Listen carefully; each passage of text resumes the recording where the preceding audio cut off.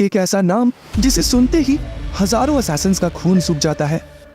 South Korea की assassin world का top boss, एक ऐसा आदमी जो पूरी कंपनी अपने कंधे पे उठा चुका है।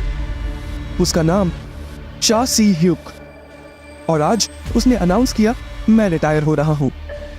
एक कमरे में काले सूट्स में खड़े हुए, ब्लेड हाथ में लिए दर्जनों आदमी उससे घेरे हुए हैं।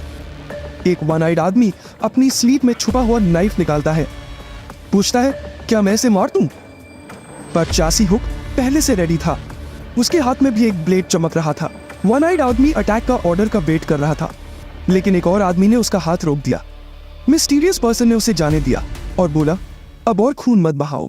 सीन कट होता है। एक बस अंधेरी रात में तेज भाग रही है। चा सी ह्यूक अपनी वाइफ को कॉल करता है, काम खत्म, मैं घर आ रहा हूं, सुपरमैन कैसा है? दूसरे साइड से मीजू, उसकी वाइफ, हंसते हुए बोलती है, सुपरमैन तो मेरे पेट को किक मार रहा है, कह रहा है पापा जल्दी आओ। चा सी ह्यूक के चेहरे पे एक छोटी सी मुस्कान आ जाती है। सच? किक मार रहा है? मीजू हंसते हुए पूछती है, तुम अभी कर क्या रहे हो? चा सी ह्यूक कहता है, वो बच्चे की अल्ट्रासाउंड फोटो देख रहा है। मीजू मजाक में कहती है, बस बस अल्ट्रासाउंड फोटोज देखना बंद करो, बेबी आने ही वाला है। उसके हाथ में वेडिंग रिंग चमक रही थी। शायद इसी वजह से उसने ऑर्गेनाइजेशन छोड़ने का फैसला लिया था। लेकिन पीछे से एक आदमी नाइफ लेके आता है और उस पर हमला कर देता है। उस आदमी को देखकर यह लग रहा था वो चा सी ह्यूक को जान से मारने के इरादे से ही आया था, पर चा सी ह्यूक पलटकर उसके हमले से बच जाता है। मीजू को यह सोच सुनकर चिंता होने लगती है। वो उससे पूछती है, मैंने कुछ सुना अभी, क्या हुआ? बस में अफरा तफरी मच जाती है। पुलिस बुलाओ, नाइफ है इसके पास। वो आदमी ठंडी सोललेस आवाज में बोलता है, सब उतर जाओ एक्सेप्ट तुम। सब भाग जाते हैं। चा सी ह्यूक सुविन पे कहता है, लव यू, बाद में कॉल करता हूं। अगले ही पल असैसिन नाइफ लेके दोबारा वार करता है। सी ह्यूक की आंखें अब ठंडी और गहरी हो चुकी थीं। उसने आगे बढ़कर हमला करने वाले का हथियार वाला हाथ पकड़ा और एक जोरदार घूंसा उसके मुंह पे दे मारा। असैसिन पीछे जा गिरा, उसकी नाक से खून बहने लगा। इससे पहले कि वो कुछ समझ पाता, चा सी ह्यूक ने उसके चेहरे पे एक और लात मारी। बिना रुके उसने उसकी गर्दन कस के पकड़ ली। चा सी ह्यूक ने पूछा, कौन हो तुम? लेकिन असैसिन के चेहरे पर एक शैतानी मुस्कान थी। मेरा चेहरा नहीं पहचाना?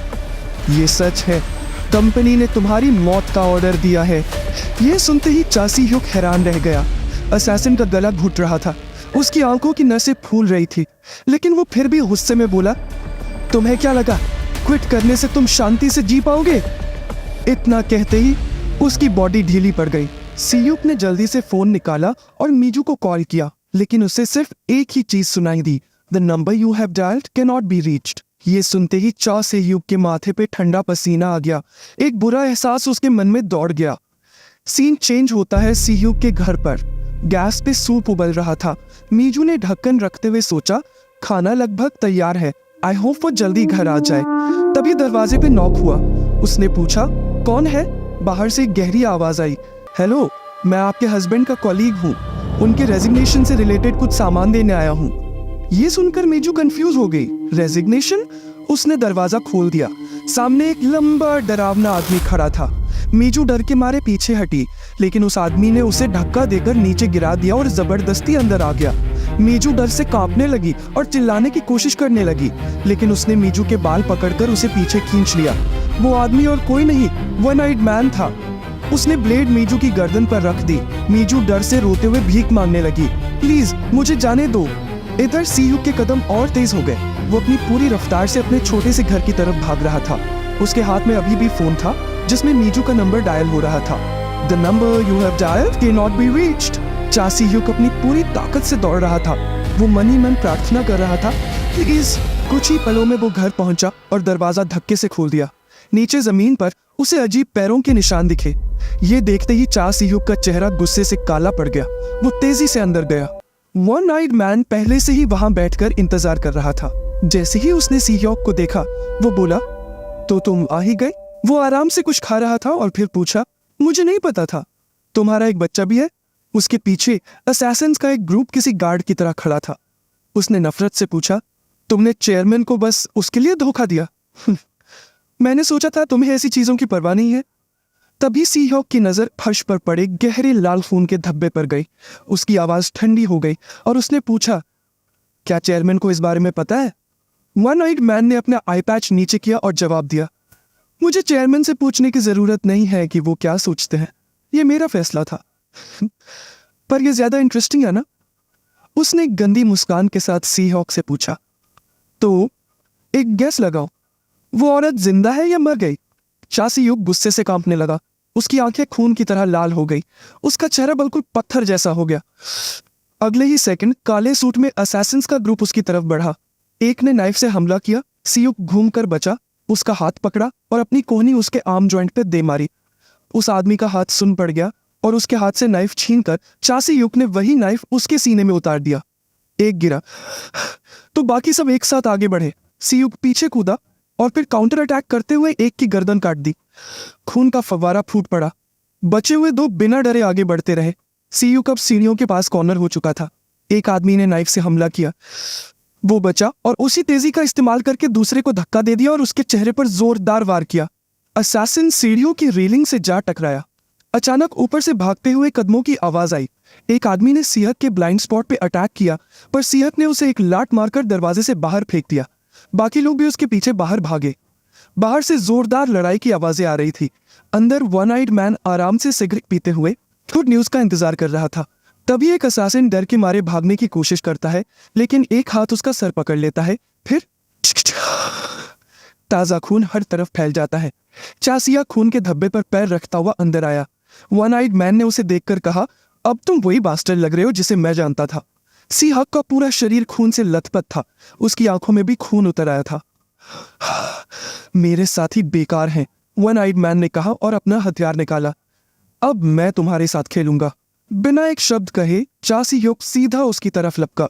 दोनों नाइफ्स टकराए। एक तीखी क्लैंग आवाज पैदा हुई। वन आइड मैन ने बिजली की तेजी से वार किया। सी ह्योक झुककर बचा। फिर उसने काउंटर अटैक किया। वन आइड मैन ने भी सर झुकाकर खुद को बचाया। फिर उसने अपनी टांग अड़ाकर चासी हुक को गिरा दिया और उसके बाइसेप पर एक गहरा घाव दे दिया। लेकिन सी हुक ने तुरंत रिएक्ट किया। वो पीछे हटा और फिर आगे बढ़कर उस आदमी को पकड़ लिया। दोनों टेबल पर जा गिरे। मौके का फायदा उठाकर सी हुक ने फिर वार किया, लेकिन मिस हो गया और नाइफ टेबल में घुस गया। इससे पहले कि वो नाइफ निकाल पाता, वन आइड मैन ने उस पर हमला कर दिया। लेकिन तभी वन आइड मैन की गर्दन से खून बहने लगा। ऐसा लगता है पिछला वार निशाने पर लगा था। दर्द में उसने घाव पर हाथ रखा। उसके माथे पर पसीना आ गया था। वन आइड मैन ने फिर से हमला करने के लिए नाइफ उठाया, लेकिन सी ह्यूक ने उसकी कलाई पर ही वार कर दिया। वो जितनी जल्दी हमला कर रहा था, उतनी ही कमजोरियां दिखा रहा था। कुछ ही देर में वन आइड मैन ने मुंह से खून थूक दिया। वो कांपते हुए चासी ह्यूक को गाली देने लगा। You bastard. इससे पहले कि वो पूरा बोल पाता, चासी ह्यूक ने उससे एक जोरदार थप्पड़ मारा। वन आइड मैन पीछे कुर्सी पर जा गिरा। उसे अपनी हार का एहसास हो गया था। वो पागलों की तरह हंसने लगा। साफ है, मैं तुम्हारा मुकाबला नहीं कर सकता। उसने हार मानते हुए ऑर्डर दिया, मार दो मुझे। चासी ऊप ने उसकी इच्छा पूरी करते हुए नाइफ उठाया और आखिरी वार करके उसे खत्म कर दिया। कुछ पल पहले जो असैसिन्स इतना हंगामा कर रहे थे, अब सब यहाँ लाश बनकर पड़े थे। पूरे घर में खून और लाशों की बदबू फैल चुकी थी। चासी ऊप धीरे धीरे एक कमरे की तरफ बढ़ा, लेकिन दरवाजे तक पहुंचते ही उसके कदम रुक गए। उसके दिमाग में पुरानी यादें ताजा हो गई। वेडिंग रिंग्स एक्सचेंज करने की खुशी, अपनी वाइफ के प्रेग्नेंट होने की खबर और अपने बच्चे की अल्ट्रासाउंड फोटोज जिसे वो दोनों हर दिन देखते थे, इस इंतजार में कि वो कब पैदा होगा। उसने एक बार इस औरत के साथ एक शांत और खुशहाल जिंदगी जी थी, लेकिन अब ये सब अतीत बन चुका था। जमीन पर पड़ी मीजू की ठंडी लाश ही अब कठोर सच्चाई थी। फ्यूनरल होम में दरात 2 अल्ट्रासाउंड फोटोज और एक वेडिंग रिंग एक साथ रखे हुए थे। एक कोने में मीजू का ठंडा कॉफिन पड़ा था। सीहुक फोन पर धीमी आवाज में बोल रहा था, कंपनी के लोग मेरे घर आए थे। फोन के दूसरी साइड से एक आवाज आई, क्या तुमने उन्हें मार दिया? चार सीहुक ने ठंडी आवाज में जवाब दिया, हाँ। असैसिन ऑर्गेनाइजेशन के हेड चेयरमैन ग्वांगी ने लापरवाही से कहा, यह मेरी गलती है, मैं माफी मांगता हूं। चासीहुक चुपचाप कॉफिन को देखता रहा। ग्वांगी ने फिर से कहा, लेकिन वो मेरा आदमी था, इसलिए अब कोई और रास्ता नहीं है। असैसिन्स जल्द ही तुम्हारे पास आ रहे होंगे। चासीहुक ने धीरे से जवाब दिया, उसकी कोई जरूरत नहीं है। उसका चेहरा काला पड़ गया। उसकी आंखों में सिर्फ नफरत थी। मैं खुद आऊंगा। घर की दीवार पर चासीहक और मीजू की शादी की फोटो लगी थी, लेकिन अब उस पर खून के धब्बे थे। वो यादों से भरे उस कमरे से गुजरकर बाहर आया। उसने शूज पहने और निकलते हुए कहा, मैं वापस आऊंगा। एक दूसरी जगह एक आदमी सेब छील रहा था। उसके पास बैठा एक गंजा आदमी बोला, कंपनी ने और आदमी भेजने को कहा है, क्या करना चाहिए? सेब छीलने वाले आदमी डोकोमैन ने गाली दी, डैम इट। एक आदमी को पकड़ने के लिए ये लोग और कितने लोगों को मारेंगे? गंजे आदमी ने धीरे से कहा, इस बार वन आइड मैन की पूरी टीम मारी गई। सुना है चेयरमैन ने खुद उनकी लाशें उठवाने का ऑर्डर दिया है। डोकोमैन ने कहा, सब बेकार के लोग थे। लेकिन गंजा आदमी डरा हुआ था। पर इस बार हमारा सामना चासीहक से है। वो असैसिन वर्ल्ड का एक लेजेंड है। अगर हमने गलती की तो वो अकेला ही एक जंग शुरू कर सकता है। ये सुनकर डोकमैन भी चिंता में पड़ गया, पर उसने खुद को संभालते हुए कहा, हे, ज्यादा बढ़ा चढ़ाकर मत बोलो। अफवाहें अक्सर ऐसी ही होती हैं। उसका मुकाबला पूरी कंपनी से है। एक अकेला आदमी क्या कर लेगा? उन्हें नहीं पता था कि चा सीहुक कब से दरवाजे के बाहर खड़ा उनकी सारी बातें सुन रहा था। ये सुनते ही सीहुक ने दरवाजा खोला और अंदर आ गया। उसकी विशाल परछाई उन दोनों पर पड़ी। जब गंजे आदमी ने उसे देखा तो उसकी आंखें डर से फटने को हो गईं। एक गहरी डरावनी आवाज गूंजी, डायरेक्टर यहां है। कमरे में खुसफुस की आवाज आने लगी। ये तो चा सीहुक है। ये यहां क्या कर रहा है? डोकमैन ने खुद को संभाला। उसने टेबल से नाइफ उठाया और बोला, बिल्कुल सही टाइम पर आए हो। वो आगे बढ़ा और पूछा, अकेले आए हो? कंपनी जाने के बजाय यहां क्यों आए? बड़ी हिम्मत है तुम्हारी। डोकमैन ने चासी युग का कॉलर पकड़ लिया। वो चिल्लाया, हे, ऑफिस का दरवाजा लॉक कर दो। एक भयानक लड़ाई शुरू होने ही वाली थी, लेकिन चासी युग ने कोई रिएक्शन नहीं दिया। वो शांत खड़ा रहा। तभी एक आदमी लाठी के सहारे चलता हुआ आया। रुक जाओ, वो बोला, नहीं तो कुछ बुरा हो जाएगा। वो उनके सामने खड़ा हो गया। ऐसा लगता है मेरे लोग काफी हैरान हैं। तुम्हारी वजह से यहाँ काफी हंगामा मचा हुआ है। ये डायरेक्टर ली बोंग वन था। उसने डोकमैन से कहा, कॉफी बनाओ डोकमैन, वो मेहमान है। वो दोनों सोफे पर बैठ गए। बोंग वन ने पूछा, तुम मुझ जैसे बूढ़े आदमी को क्यों ढूंढ रहे हो? सीयुक ने ठंडी आवाज में कहा, आपके लोग अभी भी कंपनी में है ना? उन सबको इकट्ठा करो और एक गाड़ी तैयार रखो। चासी युग ने आगे कहा, चेयरमैन ग्वांगी, मैं उसे तुम्हारे लिए मार दूंगा। डोकमैन ये सुनकर चिल्लाया, डैम इट कुत्ते, तुमने क्या कहा? बोंग वन गुस्से में चिल्लाया, पीछे हटो। उसने कॉफी का कप टेबल पर रखा। मुझे लगता है तुम थोड़ा लेट हो गए। सक्सेशन की जंग बहुत पहले ही खत्म हो चुकी है। ग्वांगी ने मुझे बाहर कर दिया। मेरी जिंदगी अब एक बनवास जैसी है। जहां तक मुझे याद है, तुम ही थे जो ग्वांगी के पास गए थे। वो तुम्हारे लिए ज्यादा फायदेमंद था, है ना? पूरे कमरे में सन्नाटा छा गया। थोड़ी देर बाद चासी युग बोला, कितने बेवकूफ हो तुम, अभी भी अपने छोटे भाई से डरते हो, है ना? यह सुनकर बोंगवन का चेहरा बदल गया। सीयुक ने आगे कहा, क्या तुम्हें डर है कि वो तुम्हारी दूसरी टांग भी काट देगा? डोकमैन जो ये सब सुन रहा था अब और बर्दाश्त नहीं कर पाया। इस पागल बास्टर्ड की। वो आगे बढ़ा और सीयुक का कॉलर पकड़कर बोला, बहुत हुआ तेरा। सीयुक ने कोई रिएक्शन नहीं दिया। उसकी नजर टेबल पर पड़े तेज नाइफ पर गई। डोकमैन उसे घसीटने लगा। इधर आ बास्टर्ड, आज तू गया। यहां आने की हिम्मत कैसे हुई तेरी? जैसे ही उसने ये कहा, वही नाइफ डोकमैन की पीठ में घुस गया। उसका चेहरा हैरानी से खुला रह गया। इससे पहले कि कोई कुछ समझ पाता, सीयुक ने नाइफ निकाला और डोकमैन के शरीर पर कई बार वार कर दिए। डोकमैन दर्द से चिल्लाया और घुटनों के बल नीचे गिर गया। उसने पेट पर हाथ रखा जहां से खून बह रहा था और गाली दी, damn it, you son of a bitch. सीहुक ने उसके बाल पकड़े और उसे डायरेक्टर बोंगवन की टेबल की तरफ घसीटा और उसका सर जोर से टेबल पर दे मारा। एक जोरदार आवाज गूंजी। इससे पहले कि वो चिल्ला पाता, सीयुक ने उसका सर उठाया और दोबारा पटक दिया। पूरा कमरा खून से लथपथ था। डोकमैन का चेहरा खून से इतना लाल हो चुका था कि उसे पहचानना भी मुश्किल था। उसका खून डायरेक्टर बोंगवन के चेहरे पर भी पड़ा, लेकिन वो बिल्कुल शांत बैठा रहा, जैसे कुछ हुआ ही ना हो। डोकमैन में अब लड़ाई की हिम्मत नहीं बची थी। सीयुक ने उसे छोड़ दिया और वो बोंगवन के सामने टेबल पर ढेर हो गया। पीछे खड़े लोग डर से कांप रहे थे। उन्हें अपनी आंखों पर विश्वास नहीं हो रहा था। सीयुक ने धीरे से कहा, ली बोंगवन, अगर हिम्मत है तो मेरी आंखों में देखो। मैंने कहा था मैं तुम्हारे छोटे भाई को तुम्हारे पास लाऊंगा।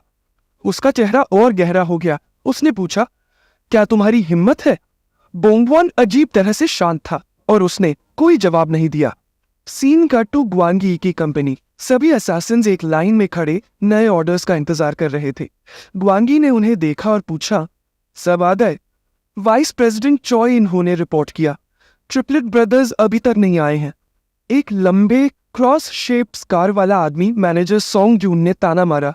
वाह, चेयरमैन ने खुद बुलाया है और उनकी लेट आने की हिम्मत हुई। एक और आदमी वाइस मैनेजर बक सोंगी बोला, उन लोगों में सच में बहुत हिम्मत है। तभी क्रीक दरवाजा खुला और 3 लंबे मस्क्यूलर आदमी अंदर आए।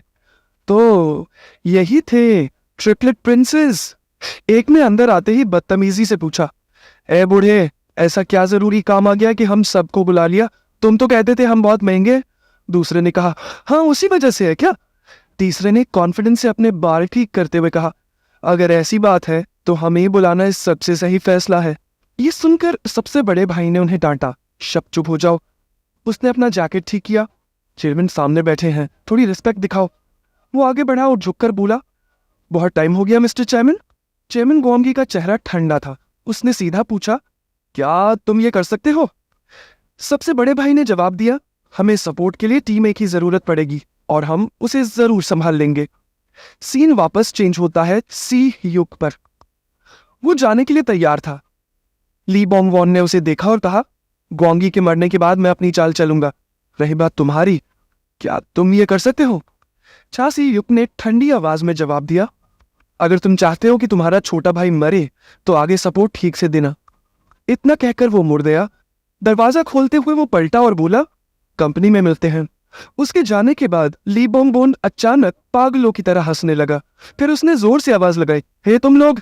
उसके चेहरे पर एक शैतानी मुस्कान थी। अब पासा पलटने वाला है। बोंगवान की जगह से निकलने के बाद चा सी युग तेजी से गाड़ी चला रहा था। उसका चेहरा बिल्कुल फोकस्ड था। तभी उसने साइड मिरर में देखा, 3 गाड़ियां हवा की रफ्तार से उसका पीछा कर रही थी। एक गाड़ी में ट्रिपलेट्स आपस में बहस कर रहे थे। भाई, एक वॉशिंग मशीन खरीद लेते हैं। अचानक ये क्या बोल रहा है? हम इंसान हैं, कब तक हाथ से धोते रहेंगे? रहने दे, हम एक स्विच खरीदेंगे। फिर से गेम्स, सबसे ज्यादा कपड़े तेरे होते हैं और धोता मैं हूं, समझा? सबसे बड़े भाई ने गुस्से से कहा, बस करो, मिशन पर फोकस करो। ये काम खत्म होने के बाद मैं सब कुछ खरीद दूंगा। पहले उस चा सी युग को संभालते हैं। तभी चा सी युग की सफेद कार ने अचानक यू टर्न लिया और सीधा उनकी तरफ आने लगी। भाई, वो हमारी तरफ आ रहा है। डैम इट, ये क्या है? बड़े भाई ने शांति से ऑर्डर दिया, ब्रेक लगाओ। दोनों गाड़ियों के बीच का फासला तेजी से कम हो रहा था। हेडलाइट्स आंखों को चुंधिया रही थी, लेकिन आखिरी पल में जब टक्कर होने ही वाली थी, सी युग की कार अचानक साइड से निकल गई। उनकी कार को बस 1 इंच से बचाते हुए वो गुस्से में चिल्लाया। थोड़ी दूर जाकर चा सी युग की कार रुक गई। वहां पहले से ही हथियारों से लैस गुंडों का एक पूरा ग्रुप उसका इंतजार कर रहा था। चा सी युग धीरे से कार से बाहर निकला। उसका चेहरा पत्थर जैसा था और उसकी आंखों में मौत का सन्नाटा था। उसके हाथ में एक तेज नाइफ चमक रहा था। गुंडों का लीडर चिल्लाया, वो सिर्फ एक है, पकड़ो उसे। दोनों तरफ से हमला शुरू हो गया। चा सी युग ने एक पल भी नहीं लगाया। उसने अपने नाइफ से तेजी से वार किया और उनके अटैक से बचने लगा। चारों तरफ दर्द भरी चीख पुकार और लड़ाई का शोर गूंज उठा। ट्रिपलेट कार से ये देख रहे थे। हे, हमारे आदमी तो पिटते जा रहे हैं। हाँ बेवकूफ, वो सब छोटे मोटे गुंडे हैं। मैं अकेला उन सबको संभाल सकता हूँ। तू अकेला थोड़ा ज्यादा नहीं हो गया? बड़े भाई ने उनका नाम लिया, चॉय साम सुख, चॉय दू सुख। फोकस करो, उसने धीमी और ठंडी आवाज में कहा। आज हम में से कोई एक जिंदा वापस नहीं जाएगा। तीनों धीरे से बाहर निकले। बड़े भाई ने कहा, जैसे हमेशा करते हैं, हम तीनों एक हैं। जब वो सीहिक के पास पहुंचे, जमीन पर लाशें ही लाशें थी। कुछ दर्द से कराह रहे थे, कुछ बेहोश थे। सीहिक की सफेद शर्ट अब खून से लाल हो चुकी थी। उसने अपनी पत्थर जैसी ठंडी निगाहें उन तीनों पर टिका दी। माहौल में एक अजीब सा तनाव था। बड़े भाई ने ठंडे दिमाग से ऑर्डर दिया, मार डालो इसे। अगले ही पल वो एक दूसरे से टकरा गए। कत्ले आम शुरू होने वाला था। तो यारो, वीडियो पसंद आई तो सब्सक्राइब बटन को ऐसे दबा दो जैसे अपनी फेवरेट चीज को दबाते हो, और याद से बेल आइकन जरूर प्रेस कर देना। मैं कोशिश करूंगा हफ्ते में 2 वीडियोस ऐसे ही आपके लिए लाता रहूं। तब तक के लिए असाही, पीस आउट।